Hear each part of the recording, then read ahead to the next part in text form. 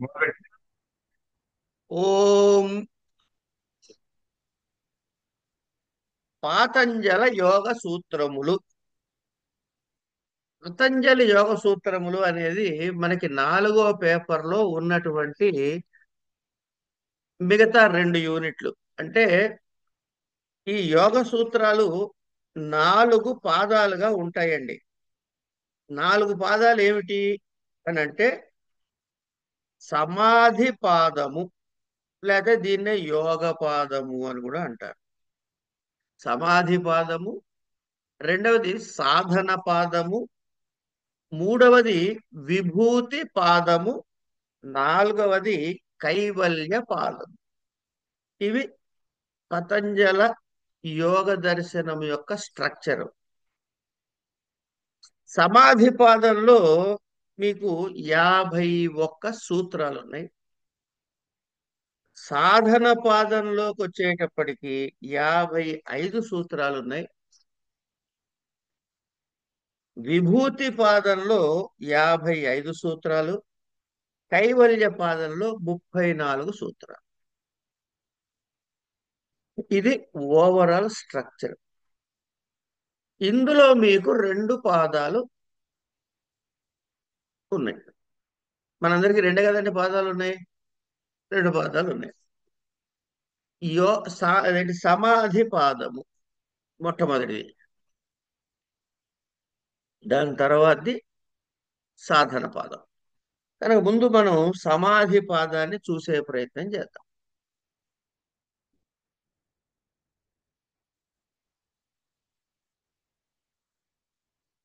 ఈ స్ట్రక్చరు సమాధి పాదం ఎలా ఉంటుంది, దాని ఓవరాల్ విశేషం చూద్దాం. ముందు ఏదైనా సరే ప్రారంభంలో ఆ యోగం అంటే ఏమిటి, దాని ఆ ఇంట్రడక్షనరీ సూత్రం ఒకటి ఉంటుంది. అథాతో ధర్మ జిజ్ఞాస, అథాతో బ్రహ్మ జిజ్ఞాస. ఇట్లా ఎందుకు ఆ డాక్యుమెంట్ స్టార్ట్ అవుతోంది అనే విషయాన్ని.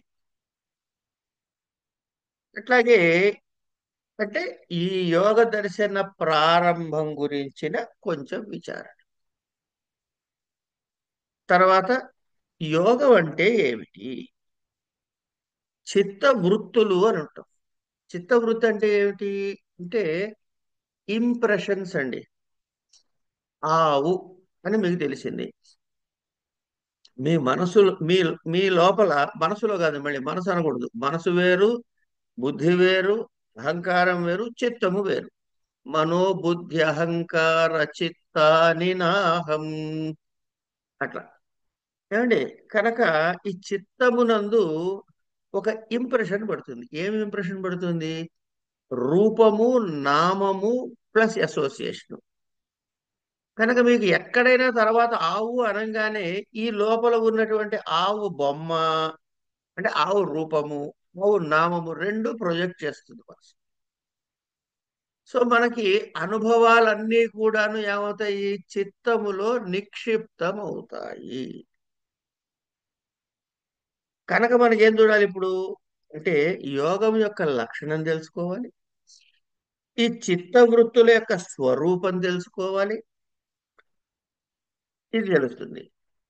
ఇది అయిన తర్వాత ఇది ఎవరు సాధన చేస్తున్నారండి? మీరో నేనో చేస్తున్నాం. అంటే యోగి. ఈయనకి సమాధి స్థితి వచ్చింది. అప్పుడు వాడి పరిస్థితి ఎట్లా ఉంటుంది?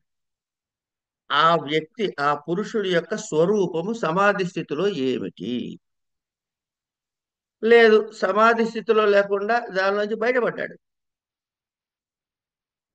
ఇప్పుడు మనం దేవత దగ్గర కూర్చొని, దేవుడి దగ్గర ఎక్కడో మనకి నచ్చిన చోట ఒక ధ్యానం చేస్తున్నాం అంటాం. కళ్ళు మూసుకున్నాం, కూర్చున్నాం. ఒక స్థితిలో లగ్నం అయిపోతుంది మనసు. ఇదిగో దాన్ని కాసేపు మనం ఇక్కడ స్థూలంగా అర్థం చేసుకోవడానికి సమాధి స్థితి అనుకోండి.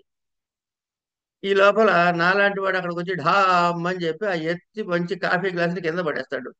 టన్ టన్ టన్ టన్నం అని శబ్దం చేస్తూ గ్లాస్ కింద పడుతుంది. మీరు ఇంకా అలాగే కూర్చుని ఉంటారా? ఒకసారి లేచి ఇట్లా చూస్తారు. ఆ సమాధి నుంచి బ్రేక్ అయ్యారు కదా. ఇగో అలా బ్రేక్ అయిన స్థితిని వ్యుత్థాన స్థితి అంటాడు. అప్పుడు వాడి లక్షణం ఏమిటి? ఏమండి?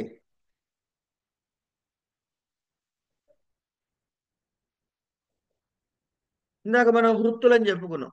చిత్త వృత్తులు. ఈ వృత్తులు ఎన్ని రకాలుగా మనం క్లాసిఫై చేయొచ్చు? వీటి పేర్లు ఏమిటి? తర్వాత ప్రత్యక్ష, అనుమాన, ఇట్లాంటి మూడు ప్రమాణాలు ఏవైతే అంగీకరిస్తుందో ఈ యోగ దర్శనము, ఆ మూడు ప్రమాణాల్ని నిరూపించటం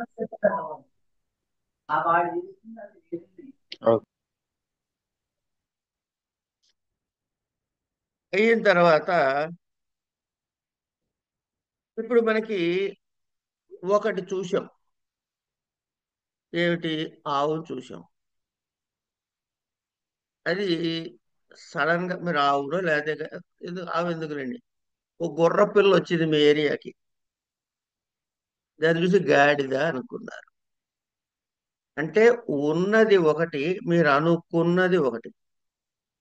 ఇదిగో దీన్ని విపర్యయ జ్ఞానం అంటారు. ఈ లక్షణాలు ఏమిటి? ఏమండి, విపర్యయ అంటే ఏమిటి? వికల్పం అంటే ఏమిటి? నిద్రావృత్తి అంటే ఏమిటి? స్మృతి వృత్తి అంటే ఏమిటి? ఏమండి, దీనికి ఎలా ఈ వృత్తులని నిరోధించాలి యోగి అన్నవాడు? అభ్యాసం అంటే ఏమిటి? దాన్ని అభ్యాసం మొదలెడతాం ఇవాళ. రేపు చూద్దాం, కొంచెం ఏదో కష్టంగా ఉందని మానేస్తాం. మన అభ్యాసం అంటే ఏదో ప్రత్యేకంగా అక్కర్లే, మనం చదువుకునే టెక్స్టే అనుకుందాం. ఇవాళ బాగా శ్రద్ధగా చదువుతాం, రేపు అబ్బా ఇవాళ చదివి కొంచెం అర్థం అవ్వట్లేదు కానీ అంటాం. కానీ ఆ అభ్యాసం దృఢపడాలంటే ఏం చేయాలి? ఎట్లా దృఢపడుతుంది అనే అంశాలని మనకి చెప్పేటటువంటి ఒక సూత్రం. ఇవన్నీ సూత్రాల వయసు చెప్తున్నాండి. ఎన్ని 51 సూత్రాల యొక్క కంటెంట్, ఒక బర్డ్స్ ఐ వ్యూ అంటామే, అది మనం ఇప్పుడు చేస్తున్న పని. తర్వాత ఈ వైరాగ్యం ఎన్ని రకాలుగా ఉంటుంది? పరవైరాగ్యము, అపర వైరాగ్యము. అపర వైరాగ్యం అని కానీ వైరాగ్యాన్ని, ఈ రెండిటి లక్షణాలు ఏమిటి? ఏమండి, మనము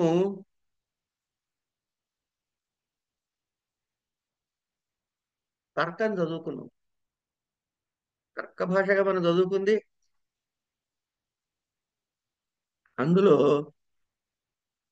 ఆ పైన కింద, పైన కింద, పైన కింద చదువుకుంటున్నప్పుడు ముందు ఒక ఉందా లేదా అన్నట్టుగా కనపడతాడు. ఉంది అన్న జ్ఞానం కలుగుతుంది, తర్వాత విషయం తెలుస్తుంది. అంటే సవికల్పక, నిర్వికల్పక అన్న రెండు మాటలు వాడే గుర్తుంది కదా. అలాగే ఇక్కడ కూడా సంప్రజ్ఞాత, అసంప్రజ్ఞాత అని సమాధి స్థితిని రెండు బ్లాక్స్ గా విడగొడతారు. కనుక మనం ఏం తెలుసుకోవాలి? అసంప్రజ్ఞాత సమాధి స్థితి అంటే ఏమిటో ఆ లక్షణాలు తెలుసుకోవాలి. అది అయిన తర్వాత ఈ అసంప్రజ్ఞాత స్థితిలో ఉన్నటువంటి వాళ్ళని, మళ్ళీ వాళ్ళకు గ్రెడేషన్స్ ఉన్నాయి. ఏమవుతాడు వీడు? శరీర పతనానంతరం ఈ యోగి ఏమవుతాడు? శరీరం అయితే పతనమైంది.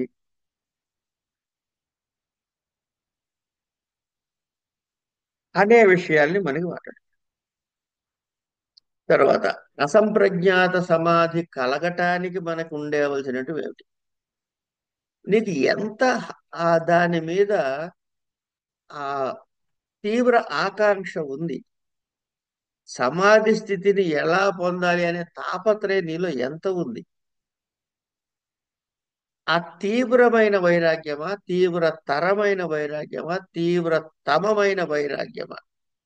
ఈ తరతమ భేదాల గురించి, వాటి విషయం గురించి. సరే, ఇవన్నీ ఎవరు చేశారండి? నేను. ఇది కాదండి, ఈశ్వర ప్రణిధానం వల్ల కూడా సమాధి స్థితి రావచ్చు అంటాడు. దానికి ఒక సూత్రం. కనుక ఇప్పుడు ఈశ్వర ప్రణిధానము అనంగానే ఈశ్వరుడు అనేవాడు ఒకడు ఫస్ట్ టైం మన కాన్సెప్ట్ వచ్చింది. సాంఖ్యం చదువుకున్నారు మీరు. సాంఖ్యంలో ఈశ్వరుడు లేడు. యో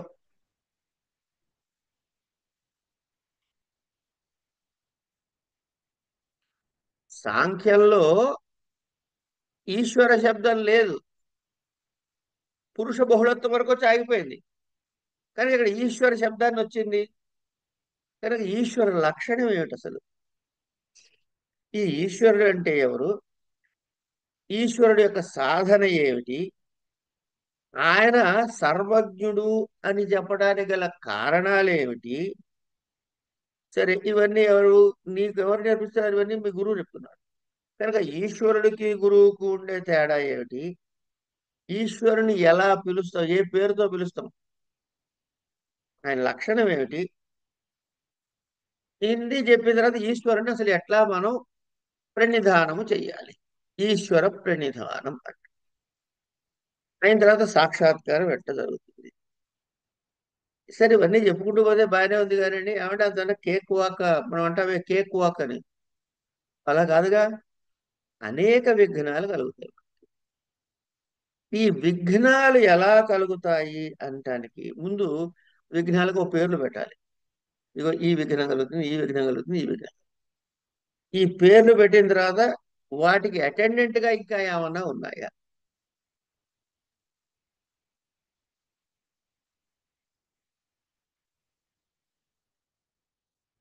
సారీ, అటెండెంట్ గా ఏమన్నా ఉన్నాయా? అంటే ఉపవిఘ్నాలు ఏమిటి? తర్వాత ఇప్పుడు మీకు జరిగింది ఏమిటి? చిత్తము ఏకాగ్రముగా ఉన్నది కాస్త బ్రేక్ అయింది. దాన్ని విక్షేపము అంటాం. కనుక ఈ విక్షేపం ఏమిటి? దీని విషయాలు ఏమిటి? ఇవన్నీ ఆలోచిస్తాం. తర్వాత అది కాదండి, నాకు చిత్తము స్థిరంగా ఉండాలండి. అదేగా యోగ సాధన అంటే. కనుక చిత్త స్థైర్యం కలగటానికి ఏమైనా మనకి ఉపకారకాలు ఉన్నాయా? ఉన్నాయండి, 4 ఉన్నాయి అంటాడు. ఏమిటో 4 తర్వాత చూద్దాం. తర్వాత ప్రాణాయామము ఈ సందర్భంలో మనకి ఎలా ఉపయోగపడుతుంది? తర్వాత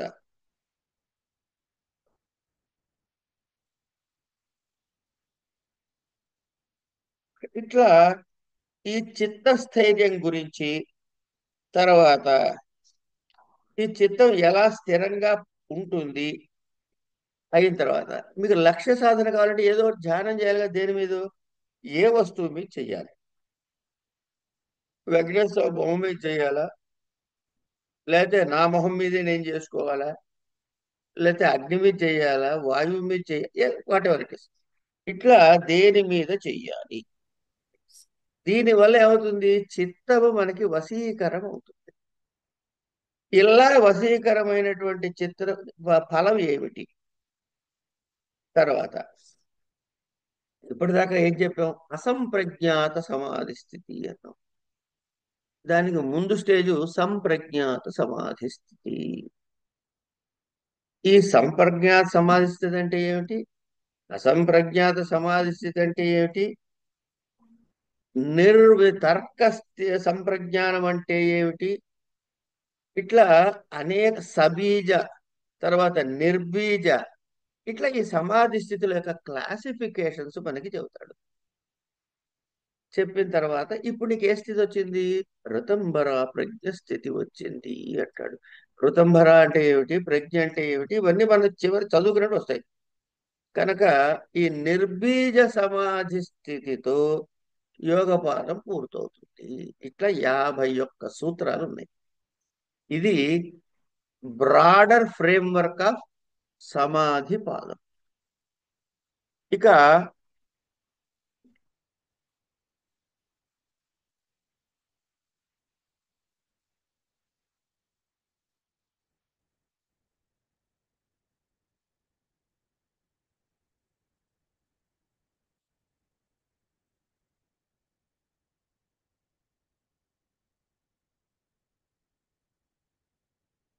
ఈ సమాధి పాదాన్ని నేను ఇట్లా ఒక ట్యాబులెట్ చేశానండి నా చేతనైనట్టుగా.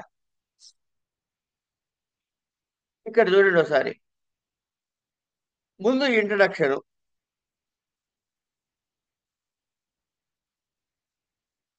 సారీ, ఈ ఇంట్రడక్షన్ అయిన తర్వాత యోగము అంటే ఏమిటో డిఫైన్ చేశాడు రెండవ సూత్రంలో. ఈ బ్రాకెట్ లో ఉన్న సూత్ర సంఖ్య అండి. ముందు యోగము అంటే ఏమిటో చెప్పాడు. అయిన తర్వాత ఏం చెప్పాడు? మూడు, సంప్రజ్ఞాత సమాధి అంటే ఏమిటో ఇంట్రడ్యూస్ చేశాడు. సంప్రజ్ఞాత సమాధి స్థితిని ఇంట్రడ్యూస్ చేసిన తర్వాత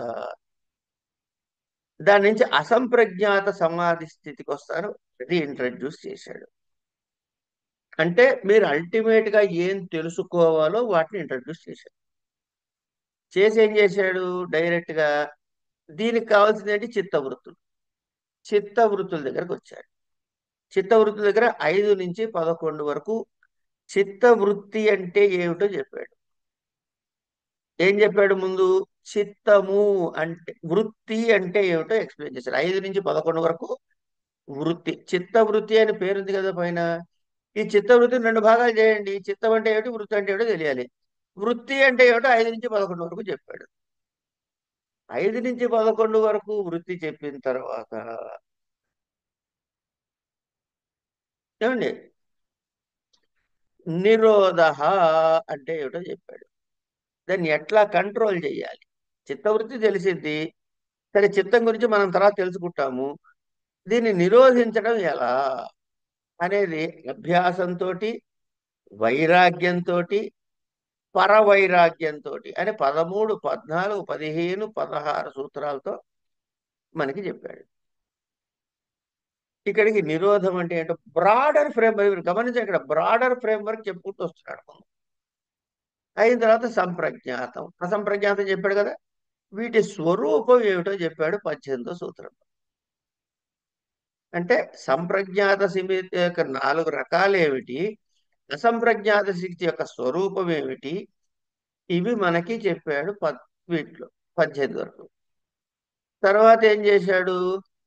ఈ అసంప్రజ్ఞాత సమాధిని కొంచెం ముందుకు తీసుకెళ్ళాడు.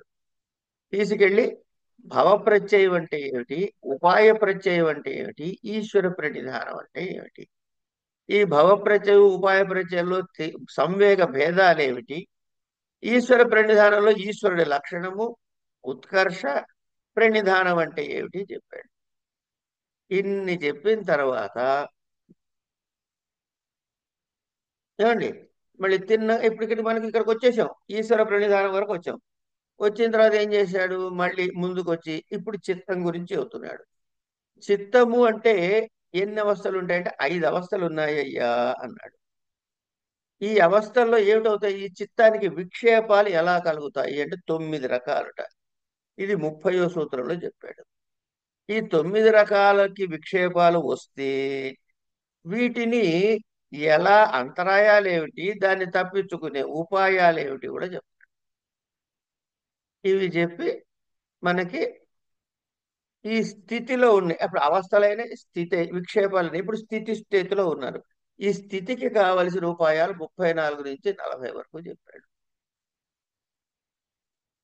ఇవి చెప్పిన తర్వాత ఎక్కడికి వస్తున్నాం మనం మళ్ళీ అంటే, ఇగో సవితర్కము, ఈ స్వరూపం చెప్తున్నాం కదా, సంప్రజ్ఞాత సమాధి స్థితి స్వరూపం చెప్తున్నాం కదా. ఈ స్వరూపం దగ్గర చెప్పి సవితర్కం అంటే ఏమిటి, అవితర్కం అంటే ఏమిటి, సవిచారం అంటే ఏమిటి, అవిచారం అంటే ఏమిటి, ఏవి గోచరాలు, ఏవి విశేషాలు, వీటి తాంత్రిక నామాలు ఏమిటి చెప్పి అసలు ఈ యోగపాదం యొక్క ఆవశ్యకత ఏమిటి అన్నది 49 నుంచి 51 వరకు చెబుతారు. అద్భుతంగా ఇది టాబ్లెట్ చేశారు సార్. అద్భుతంగా ఉందండి. ఇది బ్రహ్మాండంగా చేశారు sir. Thank you very much. అయ్యో భలేవారే. ఇది మెయిన్. సింగిల్ సింగిల్ షీట్ లో అన్ని పట్టుకొచ్చేసారు సార్. ఇది నేను చదువుకున్నప్పుడు తయారు చేసుకుందండి సరదాగా. బాగుంది సార్, బాగుంది, చాలా థ్యాంక్ యూ. బాగుంది. ఏమండి, ఇట్లా ఈ సమాధి పాదం ఇది, ఇలాగే సాధన పాదం. సో ఈ సమాధి పాదంలోకి వచ్చినప్పుడు ఇవి చదువుతున్నప్పుడు మరి ఏమిటి అసలు బిగినింగ్ స్టేట్మెంట్ ఏమిటి ఇచ్చాడు అంటే మొట్టమొదటి సూత్రం అధ యోగానుశాసనం అంటాడు. ఏమండి, దీనికన్నా ముందు మనం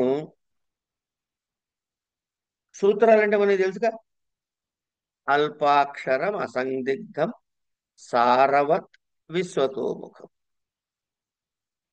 అస్తోభం అనవద్యంచ సూత్రం సూత్రవిదో విదుహు. సూత్రమని సూత్రార్థము తెలిసినటువంటి శాస్త్రజ్ఞులు చెబుతారు. ఏమని? సూక్ష్మ అల్పాక్షరంతో ఉండాలి, సందిగ్ధం లేకుండా, ఇవన్నీ మీకు తెలిసినవి. అల్పాక్షరము అసందిగ్ధము సారవత్, దానిలో వృధా పదాలు ఉండకూడదు. ఇట్లా ఇక ఏమండి, అథ యోగానుశాసనం అన్నాడు. ఈ అథ శబ్దానికి అర్థం ఏమిటి? అనేక అర్థాలు ఉన్నాయండి. అథ అనటానికి అనేకములైన అర్థములు ఉన్నవి. అందులో ఒకటి మంగళ శాసనం, మంగళకరమైనది అని. అదేంటండి, అథ అనేది మంగళకరం ఎట్లా అవుతుందండి అని ఒక డౌట్. కనుక దానికి ప్రమాణ వాక్యం ఏం చెప్తారంటే, ఓంకారశ్చ థశబ్దస్య ద్వావేతౌ బ్రహ్మణః పురా కంఠం భిత్వా వినిర్యాతౌ తస్మాత్ మాంగళికావు. అంటే ఓంకారము అథ అనే శబ్దము, ఈ రెండూ కూడా బ్రహ్మగారి యొక్క కంఠాన్ని భిత్వా వినిర్యాతు, ఛేదించుకుని బయటపడ్డవి. కనుక ఈ రెండు మంగళకరమైనవి. అంటే ఓంకారాన్ని ఉచ్చరిస్తే మీకు ఎంత ఫలితము వస్తుందో అంతే ఫలితాన్ని ఈ అథ శబ్దం కూడా ఇస్తుంది అని. అథ యోగానుశాసనం అని మొదటి సూత్రాన్ని మనకి చెప్తారు. ఈ మొదటి సూత్రంలో తర్వాత మనం ఇది గమనించేటప్పుడు చూడాల్సిన అంశాలు ఏమిటో చెప్పుకున్నాం కదా. ఇందులో పాదాలు ఏముంటాయి, వగైరా వగైరా. అథ యోగానుశాసనం, యోగ అనుశాసనం అన్నమాట. ఏంటి యోగానుశాసనం? ఇక్కడ మీరు గమనించండి, అథాతో బ్రహ్మ జిజ్ఞాస చెప్పేశాడు. ఇక్కడ అను శబ్దం లేదు. అథాతో ధర్మ జిజ్ఞాస, ఇక్కడ కూడా అను శబ్దం లేదు. ఇక్కడ అథ యోగ అనుశాసనం అన్నాడు. మరి అనుశాసన అను శబ్దం ఎందుకు పెట్టాడంటే ఇక్కడ? అంటే అను అంటే నేను చరిస్తున్నాను, ఆయన నన్ను అనుసరిస్తున్నాడు, నాతో పాటు వస్తున్నాడు. అను అన్నది ఫాలోడ్ బై అని అర్థం అన్నమాట. Following something which is ahead. ఏమండి, పశ్యతి అనుపశ్యతి, వదతి అనువదతి. నేను అన్నది మళ్ళీ తిరిగి మీరంటే అనువదతి. అనువాదం అంటే ట్రాన్స్లేషన్ కాదండి. నేను ఏదన్నానో దాన్ని తిరిగి అంటాం. అనువదతి అన్నారు. మరి ఈ అనువదతి ఎందుకు? పతంజలి యోగ సూత్రాలు రాసినాడు పతంజలి మహర్షి కదా. ఇప్పుడు బ్రహ్మసూత్రాలు చేశారు బాదరాయణుల వారు. అథాతో బ్రహ్మ జిజ్ఞాస ఆయన రాశాడు. జైమిని రాశాడు అథాతో ధర్మ జిజ్ఞాస. మరి పతంజలి సొంతంగా రాయలేదా ఇవి అంటే? ఈ పతంజలి మహర్షికి యోగ సూత్రాలు హిరణ్య గర్భుడు ఇతపూర్వము ఉపదేశించినాడు అని యాజ్ఞవల్క్య స్మృతి చెబుతోంది. అంటే ఏమిటి? ఈయన రిపీట్ చేస్తున్నాడు. ఎక్కడి నుంచి విన్నది? హిరణ్య గర్భుడి దగ్గర విన్నది. కనుక ఈయన ఫస్ట్ టైం ప్రొనౌన్స్ చేయట్లే ఇవి. ఈయన ఉపదేశము పొందినది మనకి ట్రాన్స్లేట్ చేసి చెప్తాడు, మనకి పాస్ ఆన్ చేస్తున్నాడు. కనుక ఈయన శాసనం చేయట్లే, శాసనం హిరణ్యగర్భుడు చేశాడు, ఈయన అనుశాసనం చేస్తున్నాడు. అందుకని అథ అనుశాసనం అన్నాడు. ఏమండి, ఇది అట్లాగే అథ అన్నది ఒకటి మంగళకరము అని చెప్పాం. రెండవది అథ శబ్దానికి అధికారము అని. ఈ శబ్దం అధికారార్థం, ఇగో ఇలా ఆరంభిస్తున్నాను, ఇలా చెయ్యండి. అధికారము అంటే ఆరంభము అని అర్థం అనమాట. అనుశాసనం అంటే ఎవరినైతే మన శిష్యుస్య శాసనం, ఓ పెద్దవారి యొక్క ఆజ్ఞ. కనుక హిరణ్య గర్భుడు చెప్పిన దాన్ని పతంజలి వారు మనకి ఇస్తున్నారు. ఎట్లా? కపిల మహర్షితోటి నిబంధించబడిన యోగములో ఉన్న పంచవింశతి తత్వాలని తీసుకుని వాటిని ఉపాయంగా చేసుకున్నాడు కాబట్టి ఇక్కడ యోగ దర్శనంలో అనుశాసనం అయ్యింది.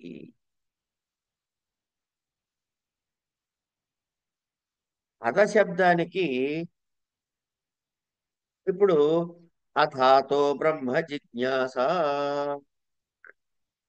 ఇక్కడ అథ శబ్దానికి ఏం చెప్పారు? అతహ అంటే ఏమిటి? ఇట్లా మనకి ప్రతి పదానికి, ఎందుకంటే అక్కడ వ్యర్థ పదాలు ఉండడానికి లేదు కనుక, వ్యర్థాక్షరాలు ఉండవు కాబట్టి ప్రతి పదానికి తప్పకుండా ఒక ప్రయోజనం ఉండి తీరుతుంది. ఇది మనం దృష్టిలో పెట్టుకోవాలి. ఇక్కడ ఫిల్లర్ వర్డ్స్ ఏమి ఉండవు కనుక. ఇక మొదలు పెడదామని నేను కదండి అర్థం. ఇక మొదలు పెడదామని మొదలు పెడుతుంది అనుకుంటాను. వస్తున్నాను, అక్కడికే వస్తున్నా. ఏమండి, ఇప్పుడు అధ శబ్దం ఉందనుకోండి, మంగళకరమైనది. అనంతరము తర్వాత, ఆనంతర్యార్థములో అంటారనమాట. ఆరంభార్థము, ప్రశ్నము కూడా, ఏ సర్వము అని ఇట్లా అనేక అర్థాలు వాటికి ఉన్నాయి.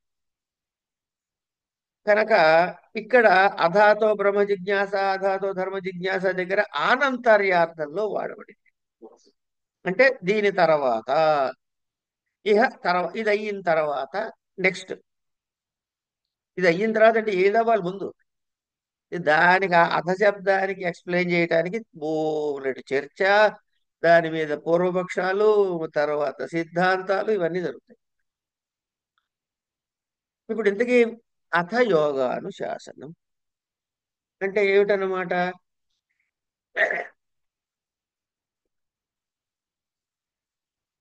అథ యోగానుశాసనం అంటే ఏమిటి అంటే యోగస్య అనుశాసనం, యోగము యొక్క అనుశాసనము. ఇందులో ఏ విషయం చెబుతున్నాడండి? ఇప్పుడు మీకు ఏమర్థమైంది ఈ సూత్రం చూస్తే? ఇందులో ఏ విషయం గురించి చెబుతున్నాడు? యోగం గురించి చెబుతున్నాడండి. దీని పరమ ప్రయోజనం ఇది ఏం చేస్తుంది? ఇందులో కొన్ని విషయాల్ని మనకి ప్రతిపాదించి, అంటే ఈ చెప్పదలుచుకున్న విషయము, గ్రంథములో ఉన్న విషయము ప్రతిపాద్య ప్రతిపాదక భావంతో ఉంటుంది. ఇది భావం. గురుగారు, కొనుషమ్మ ప్రయోజనం ఏమిటి వస్తుంది? ఇవన్నీ యోగం చేస్తే మోక్షము వస్తుంది. ఎవడికి వస్తుంది? ఎవడు మోక్షాన్ని కోరుకున్నాడో వాడికి వస్తుంది.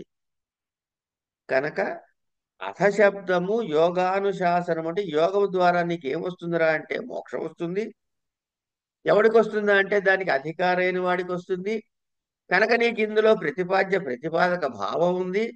చెప్పిన విషయం ఏమిటయ్యా అంటే యోగము గురించి. కనుక అనుబంధ చతుష్టయం కూడా ఇందులో ఈ ఒక్క సూత్రంలోనే మహర్షి సాధించారు అని పెద్దలు చెబుతారు.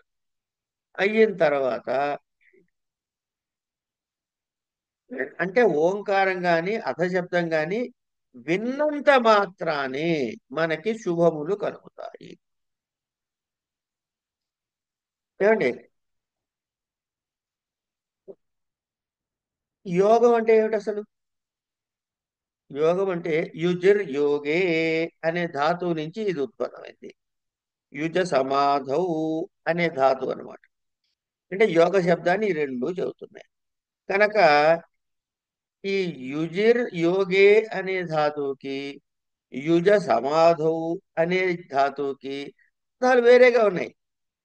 కానీ ఈ రెండిటి కలయిక చేరుట, ఏ రెండిటి కలయిక, ఏ రెండు చేరుట, అవన్నీ మనం తర్వాత చూద్దాం. వరుసగా ఒకటే తర్వాత ఒకటి ఈ వరుసగా ఏది ముందు ఏది తర్వాత ఎందుకు చూస్తున్నాం అనే విషయాలు చెప్పుకుంటాం.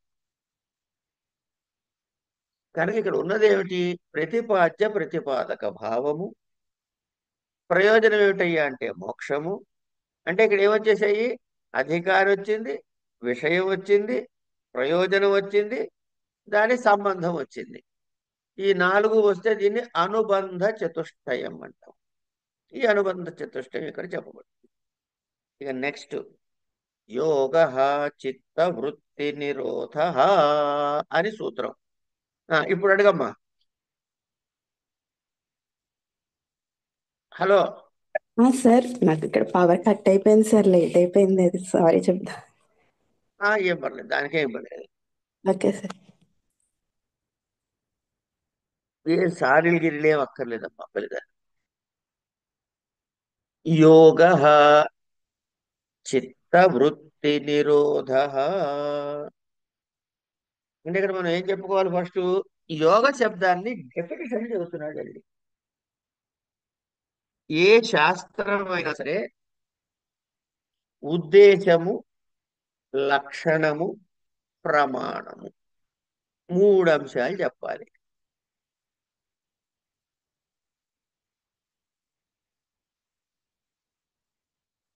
సారీ, ఉద్దేశము అంటే నేమింగ్ ఇట్. ఉద్దేశం అంటే పేరు చెప్పడమే, ఉచ్చరించడమే. లక్షణం అంటే ఏమిటో డిఫైన్ చేయాలి. చేసిన తర్వాత ఏం చెప్పాలి? దానికి ప్రూఫ్, ప్రమాణం చూపించాలి. అందుకే లక్షణ ప్రమాణాభ్యాం వస్తు సిద్ధి అంటారు. ఇది ఎక్కడైనా వాడేసుకోవచ్చు మనం. కనుక లక్షణం చెప్పాడు. ఏమిటి? యోగ.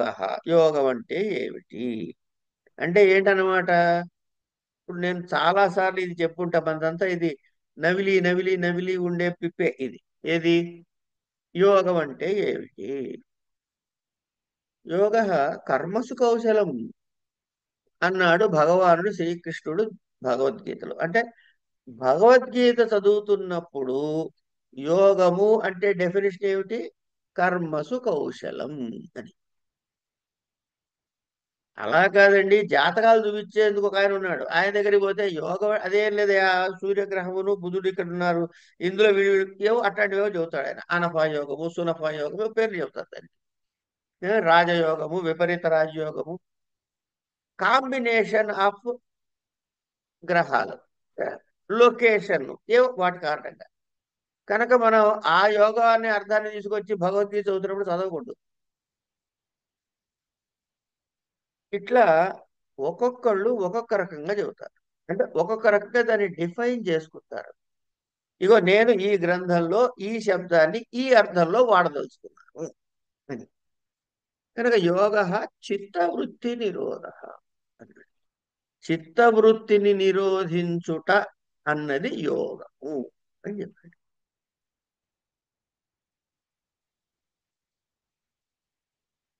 మనం బండగా గుర్తుపెట్టుకోవడానికి చిత్తం ఉంటే మనసు అనుకోండి కాసేపు. టెక్నికల్లీ అవన్నీ డిఫరెంట్. ఈ మనసు ఏం చేస్తుంది?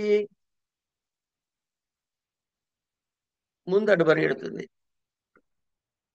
ఏమండి, మనం ఏం చేస్తాం? సరదాగా వెళ్ళి చూద్దాం. ఓ హోటల్కి వెళ్దాం కాసేపు. వాడు తెచ్చి ఒక చిన్న అట్ట ముక్క మన మొహం ముందు పడేస్తాడు.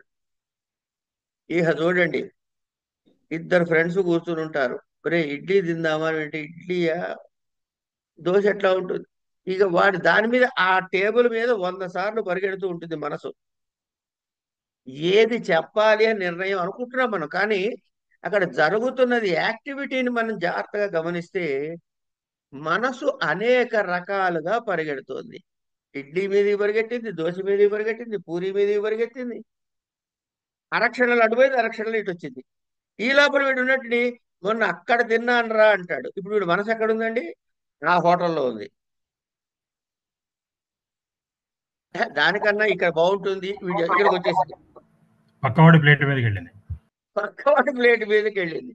ఇట్లా "అరే, అదేదో బాగున్నట్టుంది" అంటాడు వాడు. నిజంగా అది వాడికి ఇష్టం, నీకు నచ్చకపోవచ్చు. వెరసి మనసు ఒక చోట ఉండదు.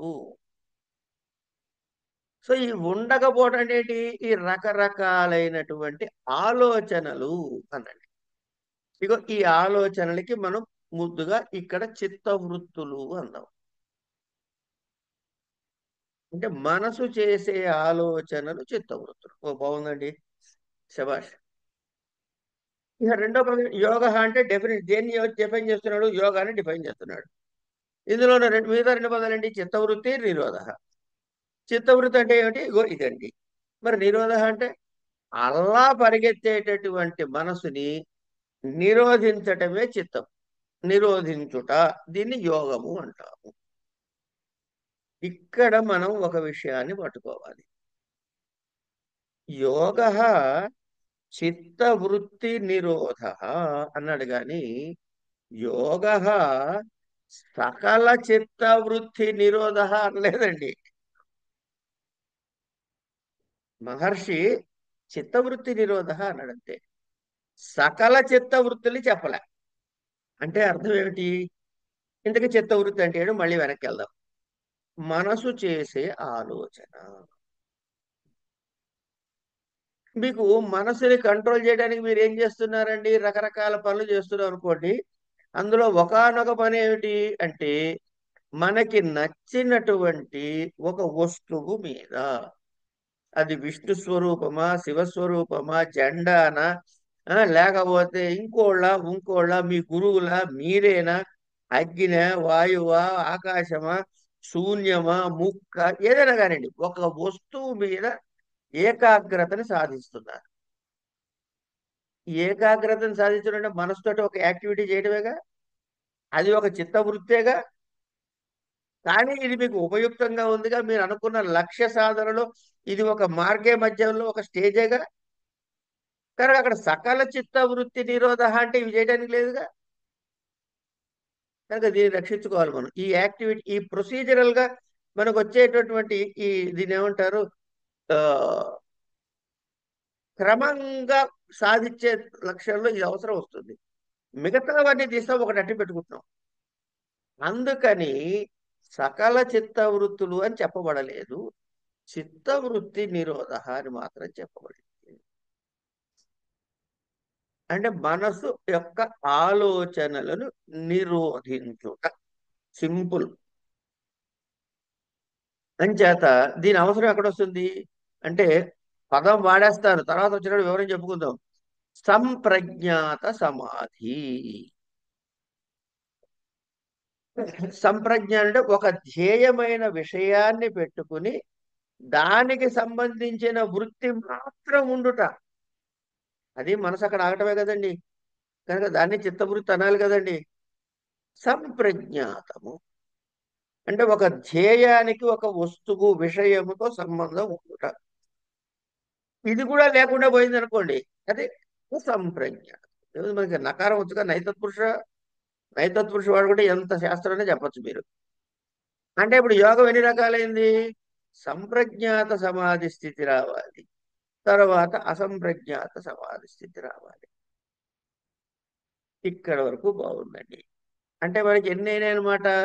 సంప్రజ్ఞాతము, అసంప్రజ్ఞాతము అని సమాధి స్థితులు రెండు రకాలు. ఇవి యోగానికి సమన్వయం అయిపోయింది. ఇప్పుడు ఈ చిత్తవృత్తి అన్నాడుగా, యోగ చిత్తవృత్తి నిరోధ అన్నాడు కదండి. అసలు చిత్తవృత్తి అంటే ఎన్ని రకాలుగా ఉంటుంది? ఏమండి, చిత్తవృత్తులు ఎన్ని రకాలుగా ఉండొచ్చు? ఒకసారి ఊహ చేసి మీకు తోచిన నెంబర్లు చెప్పండి ఒక్కొక్కళ్ళు. సరి అయిన ఆన్సర్ చదివి ఉన్నవాళ్ళు చెప్పవద్దు. ఇన్ఫినిటీ, అనంతం. ఇన్ఫినిటీ. అనంతం. Very good. అయిపోయింది. ఇంకా ఆ నెంబర్ని మించి ఇంకోటి ఎవరు చెప్పలేరు నెంబరు. ఆన్సర్ తప్పు.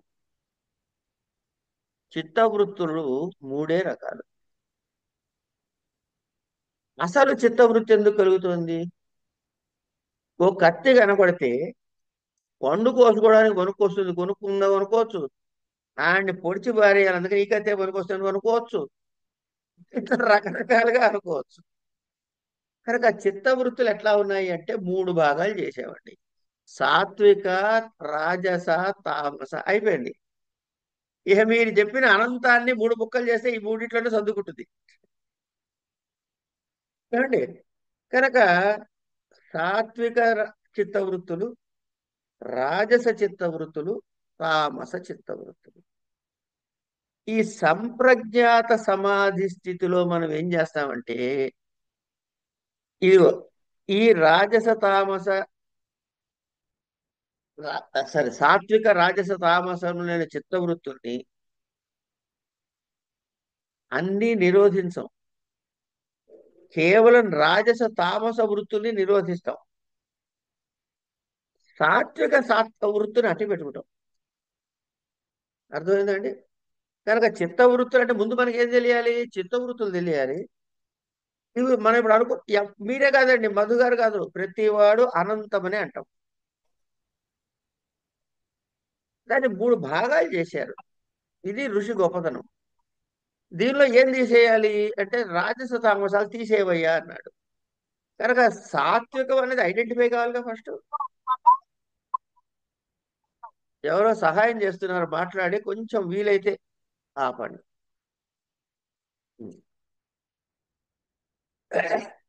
కనుక రాజస తామస వృత్తుల్ని నిరోధించి సాత్విక వృత్తుల్ని ఉంచుకోవటం ఇక్కడ వరకు సంప్రజ్ఞాత స్థితి. అసంప్రజ్ఞాతం అంటే ఏం చేయాలండి? ఇంకెవరు చెప్పక్కర్లే, మీకు ఆటోమేటిక్గా అర్థమైపోయి ఉండాలి ఈ పాటికి. ఆ సాత్వికాన్ని కూడా వదిలేయటం. ఇలా అన్ని చిత్త వృత్తులు నిరోధించబడతాయి. కనుక సకల అని చెప్పకపోవటం వల్ల ఉన్న మూడు రకాలని చేసి దానిలో ముందు రెండు వదిలించుకుని ఒకటి అట్టి పెట్టుకుని ఆ ఒకటి కూడా నెమ్మదిగా వదిలేస్తాం. ఇది సాత్విక చిత్తవృత్తుల లక్షణం. ఏమండి, మీకు ముళ్ళు గుచ్చుకుందండి, కాసేపు అడుగుతా వినండి. ఇది ఓ ముళ్ళు గుచ్చుకుంది, ఆ ముళ్ళు తీయాలి. ఏం చేస్తారు మీరు? ఇంకో ముళ్ళు తీసుకుని జాగ్రత్తగా దాన్ని పొడిచి ఆ ముళ్ళు ముచ్చుకు పట్టుకుని ఇలా తీసి అవతల పారేస్తారు. అవునా కదా? ఎగ్జాక్ట్లీ. అయ్యో, నా కాల్లో గుచ్చుకున్న ముళ్ళు తీయడానికి ఉపయోగపడింది ఇది అని ఈ ముళ్ళు ఉందే, దీన్ని కళ్ళకద్దుకుని ఫ్రేమ్ కట్టించి తాయెత్తులో పెట్టుకుంటావా? దీన్ని అవతల పారేస్తాం. కాలులో గుచ్చుకున్న ముళ్ళు లాంటి రాజస తామస వృత్తుల్ని తీసేసి తీయటానికి ఉపయుక్తమైన ఈ సాత్విక వృత్తిని అట్టి పెట్టుకున్నాను చేత్తో. ఇవి తీసి అవతల పారేసి సాత్విక వృత్తిని తట్టి పెట్టుకుంటావా? నువ్వు చేసి దీన్ని కూడా అవతల పారేస్తాం. అప్పుడు అసంప్రజ్ఞాత సమాధి స్థితికి వచ్చాం. ఈ చిత్తము ఎక్కడుంటుందండి? మీరేం చెప్పక్కర్లే, మేము చదువుకున్నాం, మాకు వచ్చండి అని మీరే చెబుతారు. సాంఖ్యం చదువుకున్నామండి. ఏమిటది? సాంఖ్యంలో ఏం చదువుకున్నారండి మీరు అంటే మూల ప్రకృతి చదువుకున్నామండి, అది సర్వవ్యాపక స్థితి అండి అన్నాడు కదా. అట్లాగే ఈ చిత్తము కూడా సర్వవ్యాపకము అంటాం. సర్వవ్యాప్తి, వ్యాప్తము అంటాం. అంటే సర్వవ్యాప్తము. ఆకాశము సర్వవ్యాప్తము, వాయువు సర్వవ్యాప్తము, ఈ చిత్తము సర్వవ్యాప్తము. దీన్ని విభు ద్రవ్యము అంటాం. అంటే ఏంటనమాట? అది అన్నిటినీ గ్రహించేటటువంటి శక్తి కలిగినది. అది సహజముగా ఆ శక్తి కలిగిన దాన్ని విభు ద్రవ్యము అంటాం. సో డెఫినేషన్ వచ్చేసిందండి మనకి.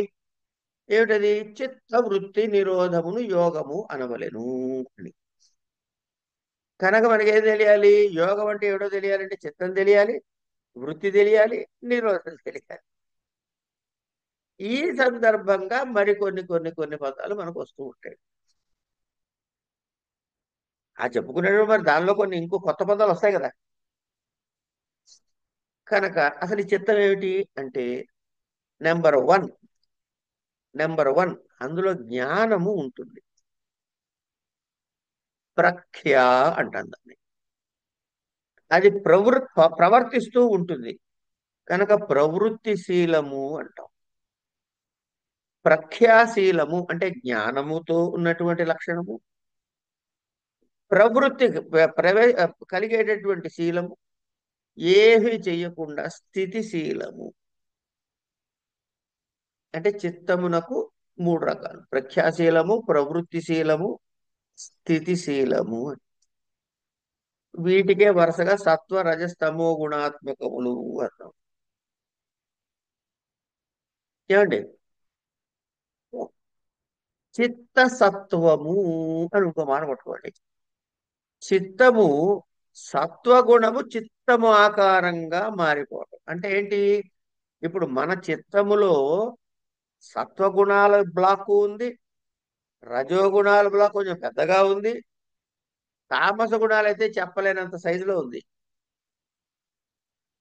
ఈ చిత్తసత్వం అంటే ఏమిటి అంటే రజోగుణాలని బయటికి దోసేసాం, ఏమండి? తామస గుణాలని బయటికి దోసేసాం. కేవలం సత్వగుణం ఆకారంలో ఇప్పుడు మా చిత్తం అంతా మారిపోయింది. ఇగో దీన్ని చిత్తసత్వము అంటారు.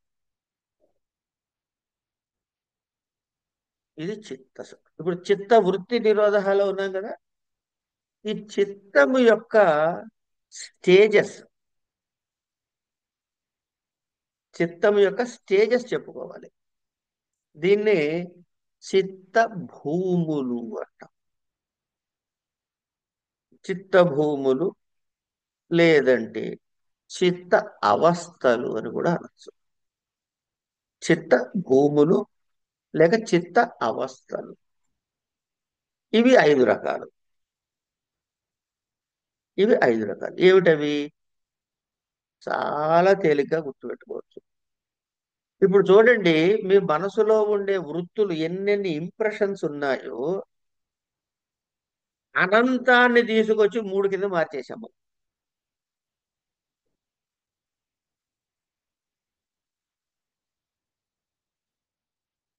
సారీ, అనంతమైన చిత్తవృత్తులు తీసుకుని 3 కింద మార్చాం.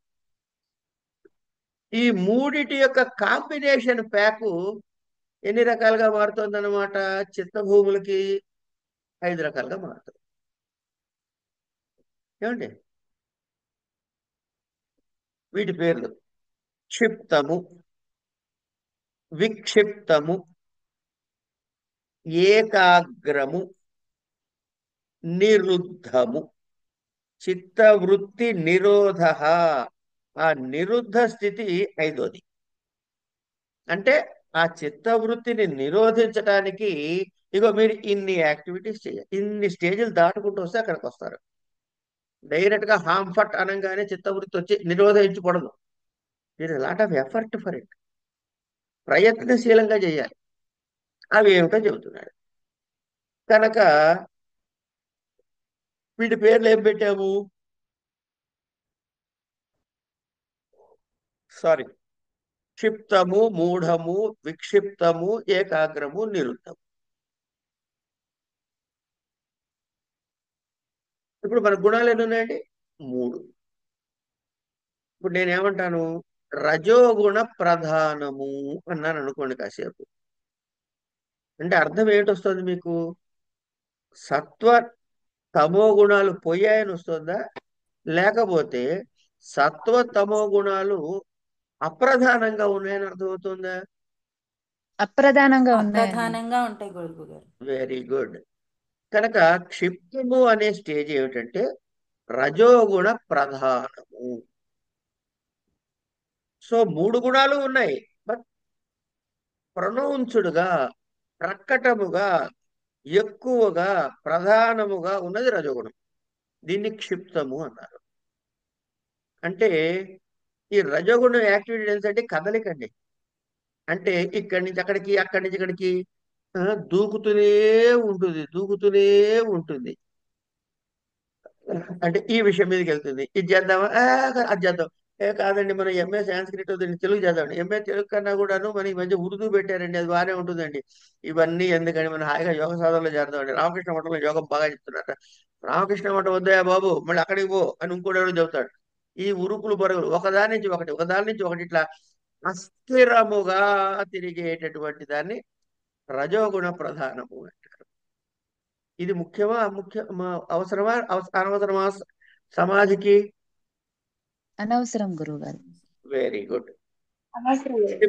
ఓకే. క్షిప్తము తర్వాత దాని స్టేజ్ మూఢము. ఇక్కడ తమో గుణ ప్రధానము. ఈ రజోగుణ ప్రధానంలో మనం మైండ్ ఎటువైపు ఆసక్తి చూపిస్తామంటే ధర్మ, జ్ఞాన, వైరాగ్య, ఐశ్వర్యముల ఎడల మనకి ఎక్కువ ఆసక్తి కలుగుతుంది. మీరు ఈ ధర్మ, జ్ఞాన, వైరాగ్య, ఐశ్వర్యములు అనే పేరు నాకు గుర్తుంటే సాంఖ్యకారికల్లో చదువుకున్నారు. చివరిలో ఉంటాయి, ఒకసారి వీలైతే చూడండి. చూడకపోతే నష్టం లేదు, చూడమని అస్సలు అడగట్లేదు నేను, ఉన్నాయని గుర్తు చేస్తున్నా. అంటే ది హోల్ ఐడియా ఈజ్ మనం చదువుకునే సబ్జెక్టులు అన్నీ కూడాను ఒకదానికొకటి ఇంటర్ కనెక్టెడ్. అండ్ మన సబ్జెక్టులలో మనకు ఒక బర్డ్స్ ఐ వ్యూ మాత్రం ఇవ్వబడుతుంది. తర్వాత ఎవరికైనా రుచి కలిగితే అందులో ప్రవేశించి కొంచెం లోతుగా అధ్యయనం చేయొచ్చు. సరే, అది పక్కకు పెట్టండి. మూఢ స్థితిలో వాడు ఉట్టి మూర్ఖుడురా అంటే వాడి దగ్గర ఏ గుణం ఉండాలండి? ప్రధానంగా తమోగుణం. తమోగుణం. తమోగుణం. సార్ చూడండి, మీకు ఆల్రెడీ యోగ దర్శనం వచ్చేసిందండి, తెలియనట్టు నేను చెప్పడం నా అమాయకత్వం. సరే, మూఢ స్థితిలో తమో గుణ ప్రధానం. అంటే మిగతా రెండు ఉన్నాయా లేవా? ఉన్నాయి సార్. ఉన్నాయి. వీడి స్థితి ఏమిటి? తమస్సు ఎక్కువగా ఉంది కాబట్టి ఒరే ఇది చెయ్యాలా వద్దా అనే విచక్షణ వాడికి ఉండదు. అధర్మం పైన ఏం చెప్పాము? క్షిప్తంలో ధర్మ, జ్ఞాన, వైరాగ్య, ఐశ్వర్యములు అన్నాం. దీని ఆపోజిట్ చెప్పేసేయండి. ధర్మ ఆపోజిట్ చెప్పండి. అధర్మం. అధర్మ. జ్ఞాన, అజ్ఞానం. అజ్ఞాన. అజ్ఞాన. వైరాగ్య, అవైరాగ్యం. ఐశ్వర్య, అనైశ్వర్యం. అంతే. వీటి యందు ఆసక్తి ఉంటుంది మూఢ స్థితిలో ఉన్న తమోగుణ ప్రధానుడికి. అయిపోయింది. అంటే వీడికి కర్తవ్య విచక్షణ ఉండదు. ఈ చిత్తం ఎప్పుడు నిద్రపోదామా అంటే అలసత్వము, బద్ధకము. అంచేత ఎవడైనా బద్ధకస్తుడు కడితే వీడి చిత్తవృత్తి, ప్రస్తుతం మూఢ స్థితిలో ఉన్నాడు అని చెప్పేసి బ్రాండ్ వేసేసి మనకి మూడు బ్రాండ్లు టకా టకా టకా గుద్దుకుంటూ పోవటమే. ఇది అయిపోయింది. క్షిప్తం అంటే ఏమన్నా రజోగుణ ప్రధానము, మూఢం అంటే తమోగుణ ప్రధానము, విక్షిప్తం అంటే ఇక మిగిలిన మూడో గుణ ప్రధానం ఏమిటది? సత్వగుణం సార్. అంతే. కానీ ఇక్కడ కూడా సత్వగుణ ప్రధానము అంటే మిగతా రెండు ఉన్నాయి. ఇది అర్థం చేసుకోండి ఫస్ట్.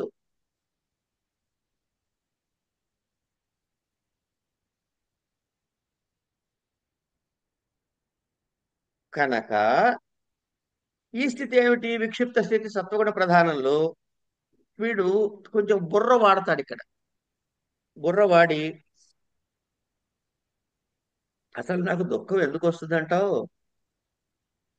నాకు సుఖం ఎలా కలుగుతుందంటావు అని ఒక చిన్న ఆలోచన మొదలెడతాడు.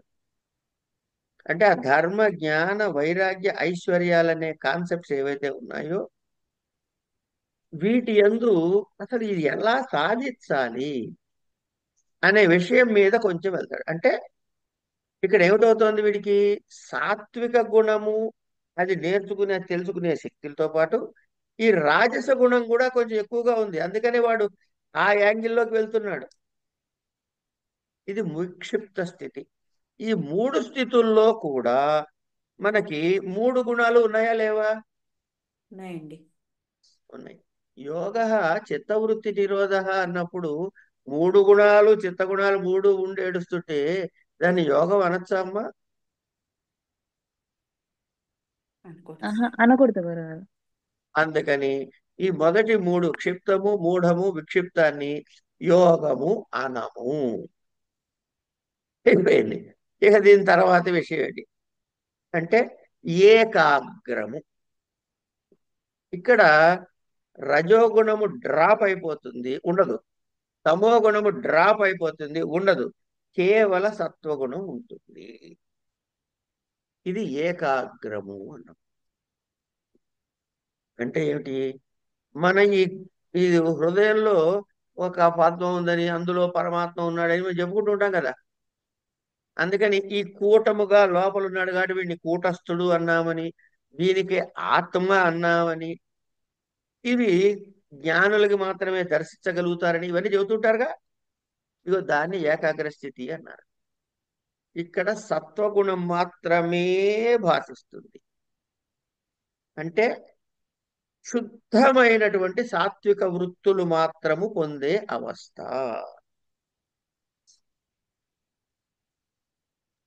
ఇగో ఇక్కడ కలిగేదాన్ని ధర్మ మేఘము అనే సమాధి స్థితి అంటారు.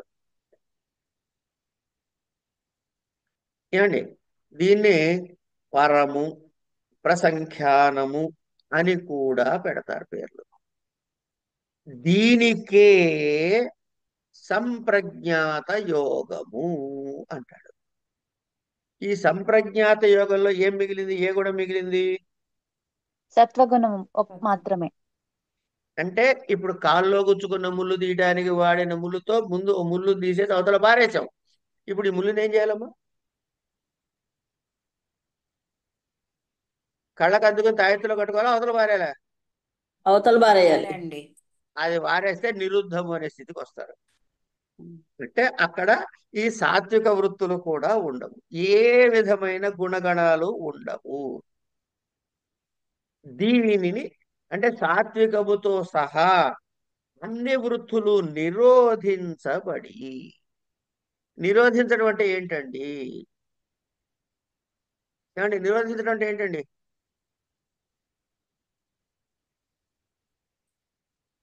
ఆపడం అండి. ఆపడం. అంటే ఇప్పుడు ఈ ఆపేటటువంటిది ఫోర్స్ పెరిగితే ఈ ఆపినటువంటి వాడి స్టేజ్ సరిపోతే ఏమవుతుందండి? దీన్ని తోసేసి ముందుకెళ్తుంది. అంచేత ఆపుట అన్నప్పుడు ఆగక పోవుట అనే స్థితి కూడా ఉంటుందిగా. ఉంటుంది సార్. ఉంటుంది. ఇగో ఈ ఆగక పోవుట అన్న స్థితిని వ్యుత్థాన స్థితి అంటే ఆ సమాధి నుంచి బయటపడ్డాడు, మళ్ళీ వెళ్తాడు అందులోకి, మళ్ళీ ఆపుతాడు. ఇగో ఇది నడుస్తూనే ఉంటుంది.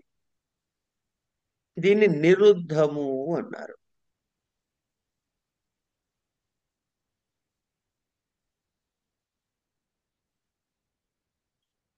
ఇగో దీన్ని అసంప్రజ్ఞాత సమాధి స్థితి. కానీ ఇక్కడ కొన్ని సంస్కార రూపంలో కొన్ని ఉండిపోతాయి. మా తాతల నాటి వాసనలు అనమాట. ఏమండి? ఆ సంస్కార స్థితిలో ఉంటే అది అసంప్రజ్ఞ సమాధి స్థితే, కానీ దానికి సబీజ సమాధి అంటారు. ఈ సంస్కారాలు కూడా లయమైపోతే నిర్బీజ సమాధి స్థితి, అసంప్రజ్ఞాత సమాధి స్థితి. అంటే సంప్రజ్ఞాత యోగం ఏమిటయ్యా అంటే మోక్షానికి హేతువు. నిర్బీజ అసంప్రజ్ఞాత సమాధి ఏమిటంటే మోక్షావస్థ అని. ఈ చిత్తము, చిత్తవృత్తులు, వాటి నిరోధము అనే అంశాలని 2 సూత్రాలని మనం ఇవాళ చదువుకునే ప్రయత్నం చేశాము. ఇవాళకి ఇక్కడ ఆపుకుందాము, మిగతాది రేపు చూద్దాము.